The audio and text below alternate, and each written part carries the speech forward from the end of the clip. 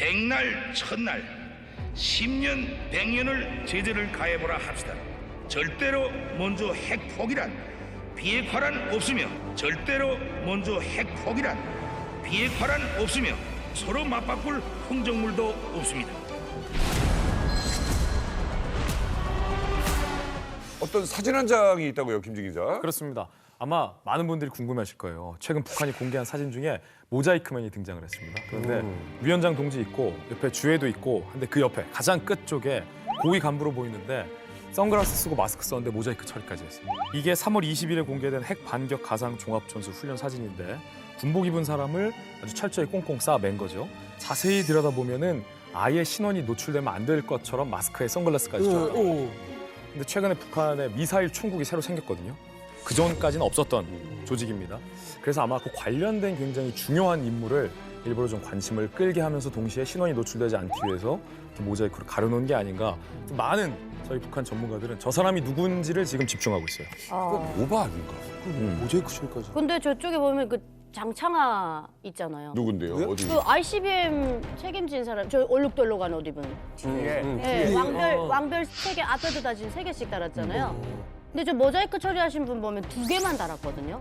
그 계급상으로는 낮은데 장군님이라고 하는 김정은 앞에서 선글라스 쓴 사람 전 처음 봐요. 북한에서는 저 1호 앞에서 선글라스 못 쓰거든요, 일반 사람은. 근데 일부러 허락을 해서 씌워놨고 마스크까지 쓰고 모자이크까지 했다라는 건 굉장히 중요한 인물 같은데 아마 김정은의 뭔가 1호 명령을 직접 하달할 수 있는 정도의 직책이 되는 사람인 것 같아요. 자세도 굉장히 지금. 저 정도 했으면 사실은 모자이크까지는 안 할 수 있지 않느냐. 근데 귀 모양까지도 안 보이게 하려는 와. 거 이게 참 궁금해요. 네, 그래서 되게 다양한 설이 있어요. 근데 북한의 보도에서 힌트는 있습니다. 이거 연합 전술부대의 이제 부대장, 지휘관 그리고 또 미사일 총국의 지휘관들이 나왔다라고 했거든요. 맞겠다. 나머지 사람들은 또 식별이 되는 사람들이에요. 근데 그럼 아직 식별 안 되는 사람들이 연합 핵전술부대의 지휘관들하고 미사일 총국의 지휘관.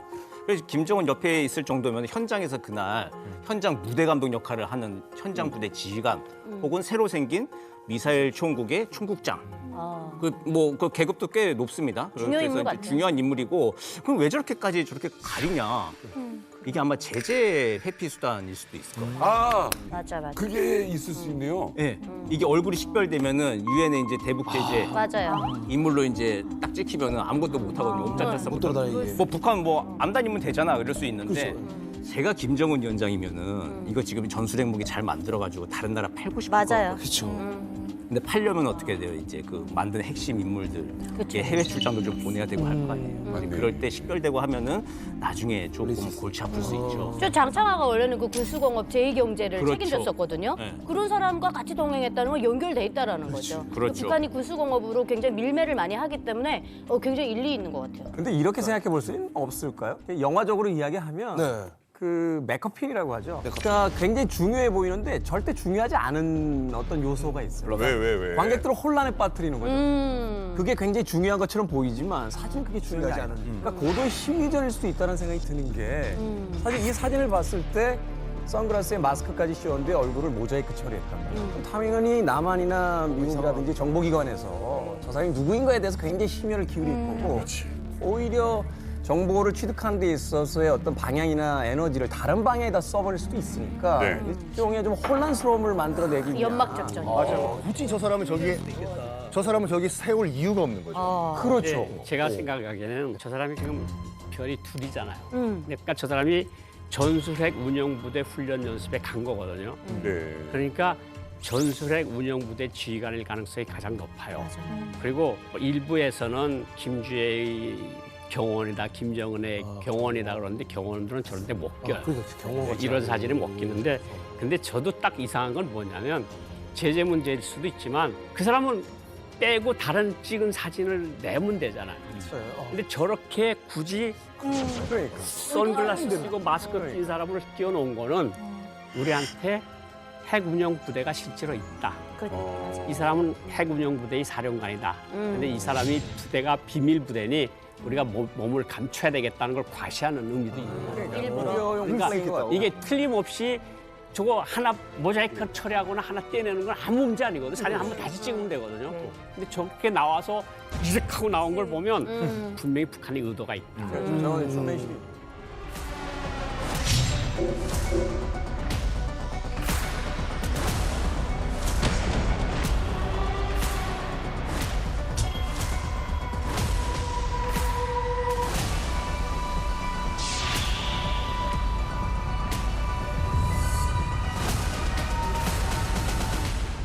까롭고 어려워 죽겠다고 하면서 70발 이상의 미사일을 여러분들 7차 핵실험 있을 거라고 보시는지 이야기 한번 나눠볼게요. 이제 올해는 북한이 이제 공화국 창건이라고 하는 아주 굉장히 중요한 행사가 이제 75주년 꺾어지는 해. 여기 북한에서는 정주년이라고 그러고 내년이 이른바 조국 해방 전쟁 승리 70주년이에요. 맞아요.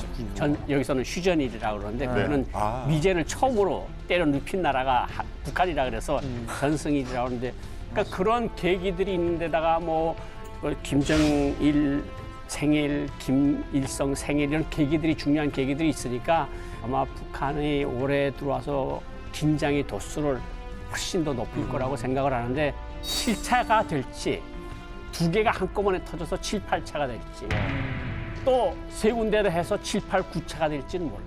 근데 어쨌든 북한이 핵탄두를 조그맣게 만드는 핵실험은 필요성이 꼭 있어요. 전술핵을 해서 노동 미사일에 실든 뭐 방사포 600mm 대형 방사포들 실어서 우리 전선에다 쏘곤 그런 필요성은 있거든요. 근데 이것까지 해놓으면 다시는 미국에 쓸 카드가 없어지는 거 아니에요. 그러니까 이거를 언제 꼭 하긴 할 겁니다. 필요성이 있어도 하긴 하겠는데 그걸 보면서 할 거고 아마도 좀 더 뭐 한미 훈련이랑 좀 더 강화되는 그런 거 하면 하와이쯤에다 대고 진짜 정상 각도로 쏘지 않을까. 이런 것도 우리가 충분히 예상할 수 있다. 그러면 지도에서 그러면 야, 미국 영토인데요. 네, 미국 영토인데. 저는 그것보다도 무엇보다 북한 김정은이 위원장 동지가 가장 약올릴 만한 뉴스를 하나 가져왔습니다. 예. 뭐냐면 북한이 지금 개발에 열을 올리는 게 고체 추진 발사체예요. 예. 미사일을 북한이 지금 쏘는데 예. 다 연료형 미사일을 쏘고 액체형 미사일을 쏘거든요. 고체 추진 연료 미사일을 북한이 개발하는데 열을 올리고 있는데 우리가 먼저 쐈어요. 얼마 전에 쏜 거 이거 아니에요? 떴어요. 저 봤어요. 나 이거 UFO인 줄 알고. 너무 맞아. 되게 깜짝 놀랐어. 난리 우리가 났어. 봤던 사람 많아. 야간에 이거를 비밀리에 실험을 했거든요. 너무 놀랐어요, 이거 보고. 우주 발사체 시험 발사를 했는데 우리가 성공을 했어요. 그래서 1단, 2단, 3단, 4단까지 다 분리 성공했어요.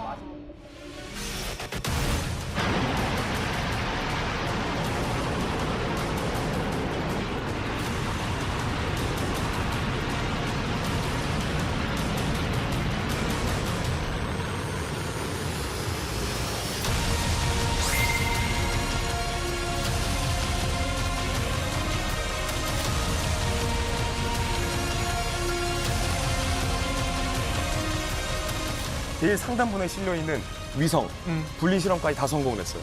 그래서 이 고도 한 450km까지 완벽하게 성공을 했는데 북한이 이거 성공 못했거든요. 아니 근데 멋있긴 하다. 멋있죠? 이거 멋있죠. 왜냐하면 우리는 그 민간 위성용으로도 이 기술을 이전할 예정이거든요. 그래서 우리가 나로를 발사했잖아요. 근데 기술이 다 좋은데 1단 발사체 이게 우리 순수 기술이 아니에요. 처음에 발사했을 때는 러시아 거였고 지난번에 발사했을 때는 우리 기술 반, 러시아 기술 반. 근데 요거 같은 경우는 순수 우리 기술이거든요. 액체도 아니고 더욱이 고체. 고체죠. 앞으로는 이제 우리 기술로 고체 위성을 쏘아 올릴 수 있으니까 위원장 동지가 가장 배 아플 뉴스입니다. 이 얘기들을 다들 이제 언론에서도 쉽게 못 하고 있는데 지금 이 고체 연료 발사체를 성공을 했잖아요. 여기서 딱 한 가지 조건만 더 더해지면은 지금 우리 ICBM 실험한 거예요. 뭐 안정권? 지금 우리 대륙간 탄도미사일 실험한 거예요. 딱 한 가지 조건. 핵만 실험. 대기권 재진입. 아, 네. 대기권 재진입 기술만 우리가 확보하면은 지금 사실 우리 ICBM 팀 그런 거예요. 근데 그게 제일 힘들어요. 아주 정확히 말씀하셨는데 세계가 깜짝 놀라는 건 딱 한 가지입니다. 뭔가 하면 우리는 이걸 이때까지 엄청 하고 싶었는데 미국이 우리나라에서 고체 연료 생산, 엔진 개발 이걸 허용 안 해줬어요. 그런데 지난해에 뜻밖에도 바이든 대통령이 허용해줬습니다. 그때 깜짝 놀랐어요. 우리 국회도 놀랐고 우리 국방가 이거 미국이 어떻게 허용해줬을까? 아니, 지난해 허용했는데 벌써 쐈다고? 바로 그거예요. 이게 말이 돼요? 그건 불가능해. 형, 그건 불가능해. 무슨 말인지 알겠지? 그건 그러니까. 불가능해. 그러니까 그게 그 점이 제일 이제 제가 알아맞히는데 아니 지난해 허용해줬는데 벌써 해서 성공했다고 이거잖아요. 그거잖아. 우리 딸이 나한테 와가지고 아빠 나 결혼할래 해서 그래 했더니 다음 달에.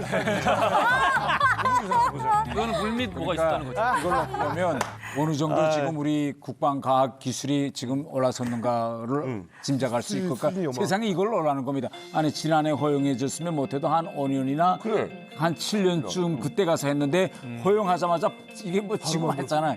그다음에 이제 방금 말씀하신 것처럼 이걸 이게 인공위성 발사체라는 건 뒤집어 놓으면 ICBM입니다. 자, 재진입만 성공하면 우리는요 ICBM 보유국이 되는 겁니다. 대박이다. 정말 대박입니다.